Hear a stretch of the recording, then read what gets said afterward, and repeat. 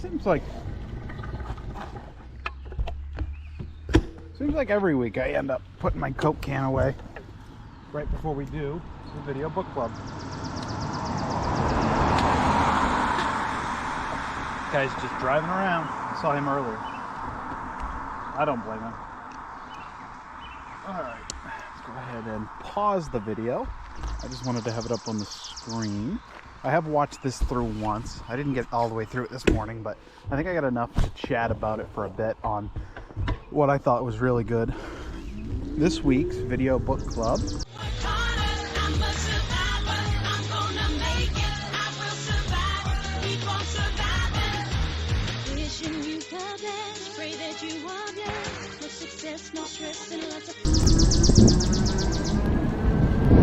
on the video, Oh the Urbanity, the disappointing distraction of vehicular cycling.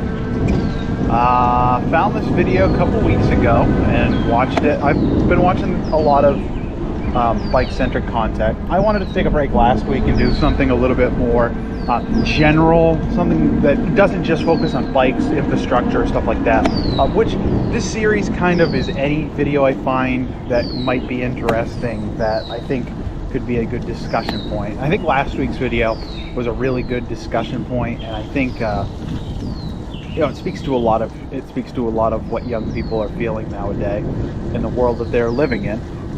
So this week, instead of doing philosophical and talking about young men, young women, young anything like that, today instead we're talking about cycling infrastructure, and we're talking about what cycling infrastructure promotes bike cycling and what the idea of vehicular cycling does to cyclists. So this video is really good about looking at how vehicular cycling started to get promoted in the greater zeitgeist in America, why it came to be. Really looked at that John Forrest guy, and it really shined a light on his thoughts as a person. So we'll get into it, chat a bit about it, because I thought it was really, really good. I will disagree slightly. I don't know, it's not a strong disagreement with the Urbanity's one of their points, but I noticed, with Shifter and with these other people who live in places like Canada, where you do have really good bike lanes, they will promote and talk about the off-road bike path as the king of getting around. They say that is the best way, and most people will cycle, which makes the most sense, or does make sense. But they will phrase it in a way that almost, to me, sounds like it's probably just me taking it the wrong way, but I'm listening to it and hearing, we only want off-road bike paths being built, which is not what they're saying at all. They are definitely saying that both off-road bike paths, which I support, I'm just not the biggest fan of them, and bike lanes, which I'm a bigger proponent of, are good options. And when we say bike paths, anything that is perpendicular or running in conjunction with the roadway is a on-road bike path, the way I look at it. And the reason that I'm a big proponent of bike lanes, at least in towns and cities in the state of Maine, is because you already have all these big roadways that are already taken care of. Adding a bike lane, and maybe even adding protected bike lanes, would be huge, especially if it was promoted by the state of Maine. So if it was promoted by the governor, you could then figure out a way to say, okay, and these bike lanes also need to be maintained so that they can be used year-round, and that way, we could actually have another form of transport all year round. That is the biggest thing standing in my way from cycling all year round, is things like the snow and the ice, because the shoulders where I normally ride get filled with snow and ice, and then there's nowhere to ride during the winter months. So it's like, okay, the bike gets hung up and the car comes out. So, but that's not really the focus of this video, talking about bike infrastructure. We're talking more about the idea of bikes acting like cars on the roadway, which is a type of cycling that I've learned over the last 2 years, because it's just what you're expected to do in modern American cities that don't have any bike infrastructure.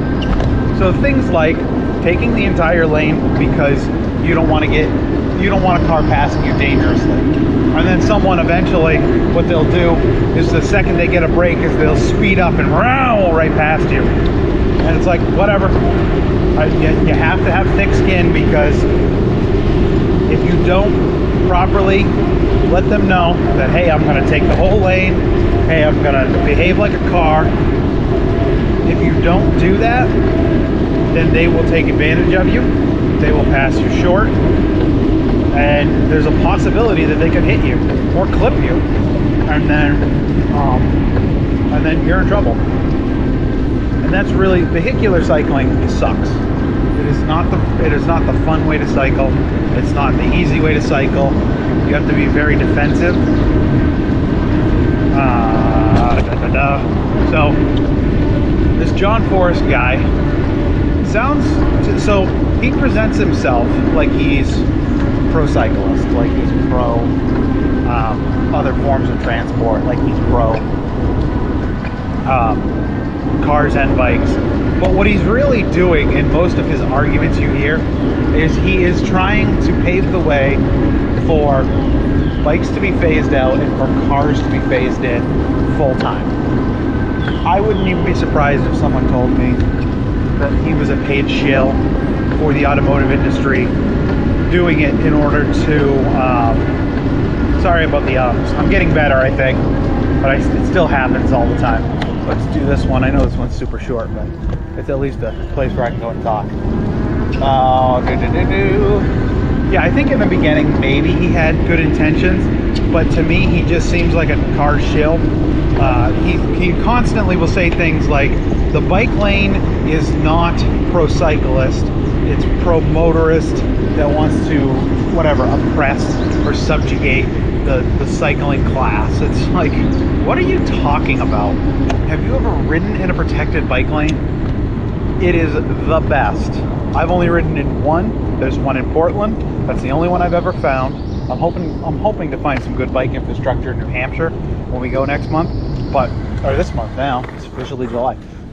But when we go, I'm really, really hoping to find some good bike infrastructure.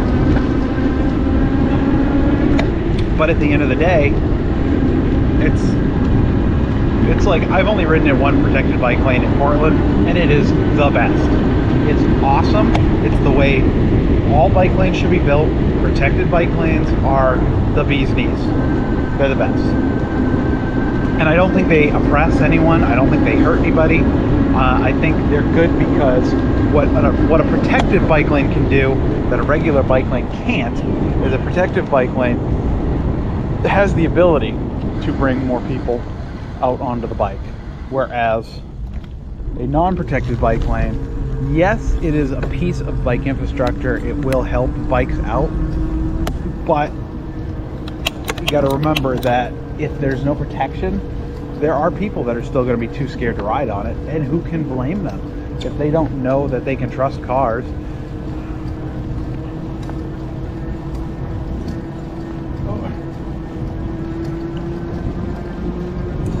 So this John Forrest guy, he's kind of a dillweed.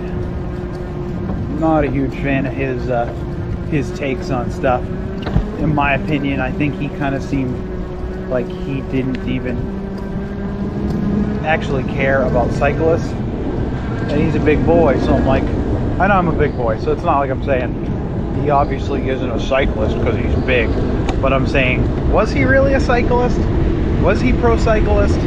Or was he just playing a part so that he could be the straw man.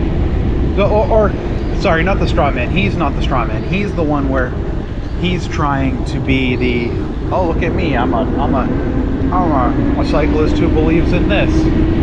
You know, it's like a government plant almost. I'm trying to think of the word, because you know, sometimes you'll have those people with industry. I think we got an interesting video that we're going to do for next week's book club, where we have another that type of person. Oh, because I think I'm going to start sneaking health videos in here as well. But it's just kind of funny how you'll get these industry plants. Sorry, he wasn't an industry plant at the beginning, it doesn't seem like, but it does seem like as time went on, he became friends with a lot of these anti-cycling,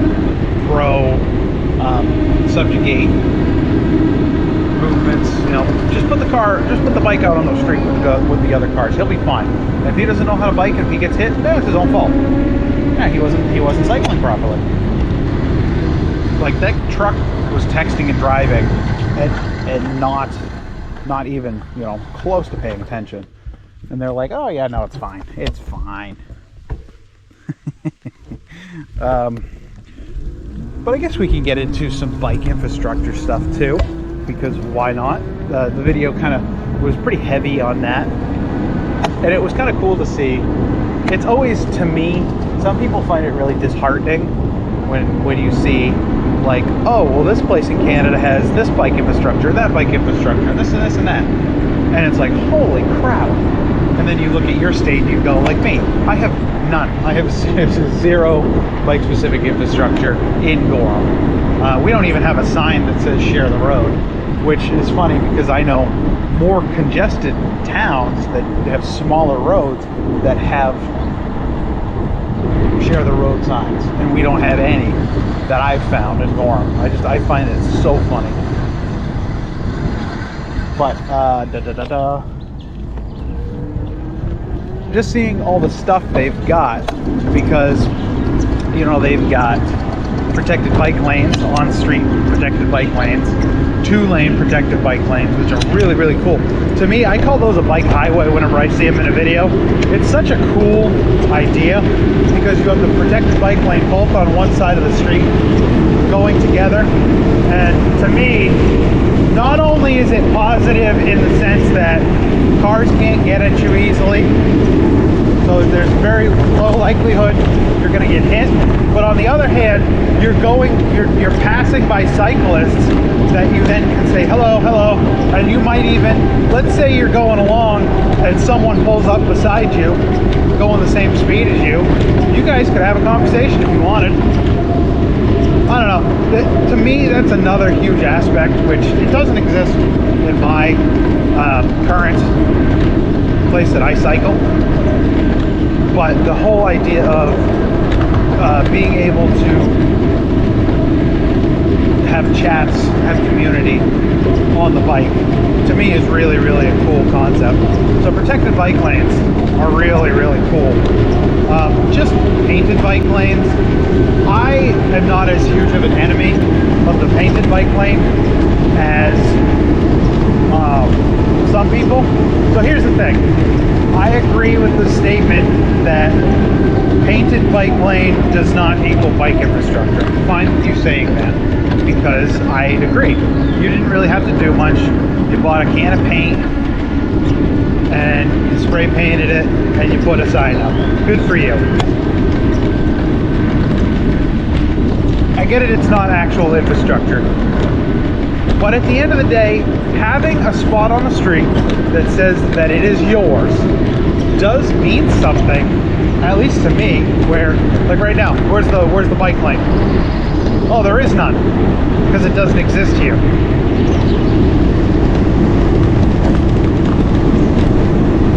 And another thing is, some people are going to say, well, even if you had one, motorists wouldn't respect it. I'm willing to, I would say that 95% of motorists are good intentioned people. Now, you do have people that are jerks, you know, your truck people, your men's men, your people who are like, I ain't no sissy, I know getting on no black. Why don't you just buy a car? It's like, dude, I own two. How many cars do I need to own before you guys will accept me as a car person? But I feel like most people are good intentioned. I feel like most people will stay out of your lane. My thing to say to anyone who wants to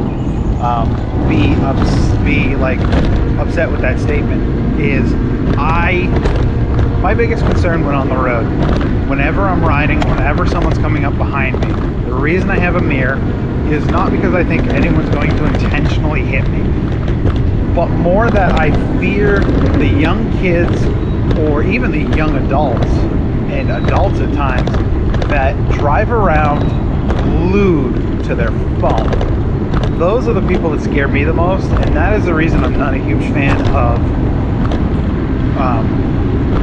cycling when there's a lot of traffic, because all it takes is one person not paying attention, and that can happen with or without a phone. It's not just isolated to a phone.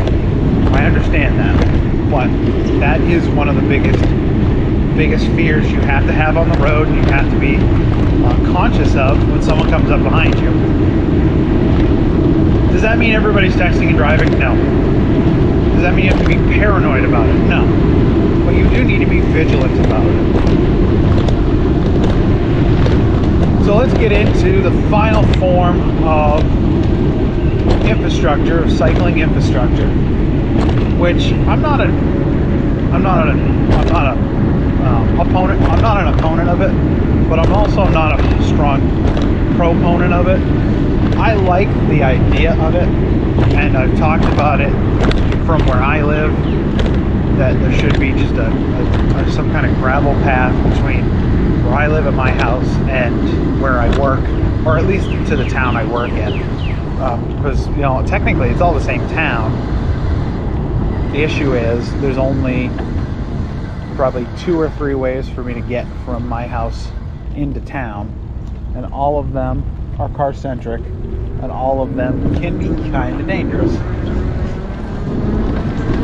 And so it leads me to have to take car centric streets. So what if there was just a path that was out in the woods, and it was gravel, it was wide enough for walkers and for runners, and we all just could use it peacefully?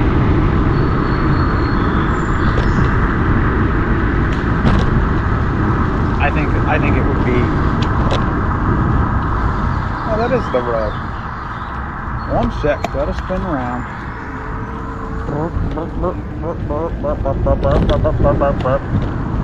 Alright. That's why I end up taking a lot of back streets, side streets, just trying to get to quieter spots.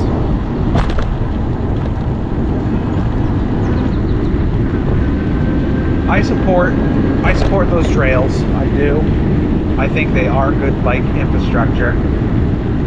My only issue with them is road bikes, which is what I prefer to ride, don't do very well on those types of trails. I don't know that I would like to do those trails on my road bike. And also, those trails would not be maintained during the winter. See, my goal in having any kind of bike infrastructure would be that it would be maintained year-round. You have a bike lane in town, okay, well, it has to be cleaned out. It has to at least be snowblowed or something.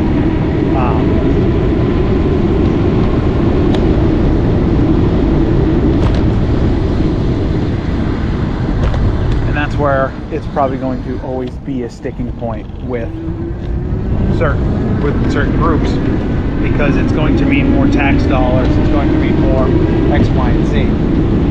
It's better for us as commuters, because then you get more people commuting in town to and from work on bike. You have less car traffic in town from the people who live in town. And then you also get an increased health benefit for all the people in town, it would be a net positive. But people probably would then say, okay, well, how are we going to make that money back? And that, I think, is a very fair question. And I think you make a lot of that money back on less damage done to your roadways. But I am not an engineer. I'm not saying it has to be this way or it has to be that way. All I'm saying is all we're really doing here is spitballing ideas. That's really it.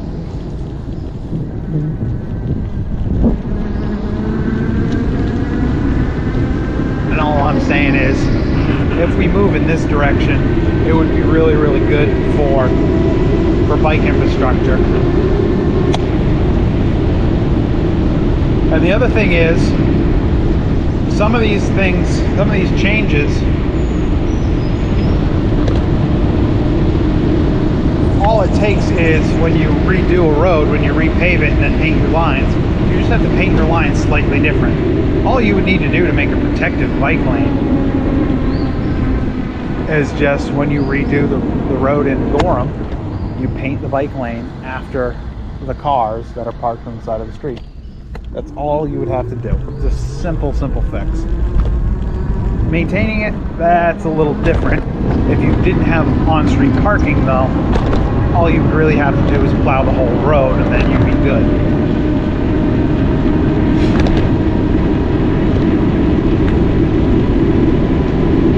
And if anybody wants to say, oh, you can't cycle in the winter, you can actually. It's it's a hardy experience. You get cold, but it's definitely worth it. Like I said, hardy experience when you do it.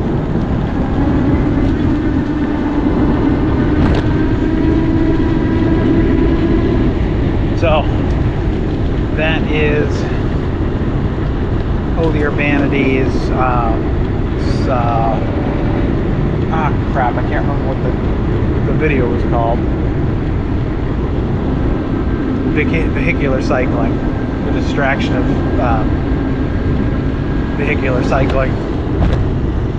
I think it was a really well put together video, really well thought out. And obviously, if it's in the book club, that means it's worth a watch. I hope you enjoyed it. If you like their video and you like this breakdown of that video or discussion of some of the topics in that video, please leave a like down below.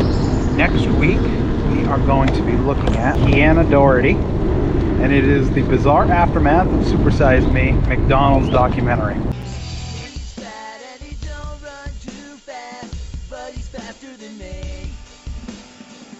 Last night at the show we saw him going which she does a very interesting breakdown of a documentary that at the beginning she's not too sure if it's McDonald's response to Super Size Me, because it's made about 10 years later.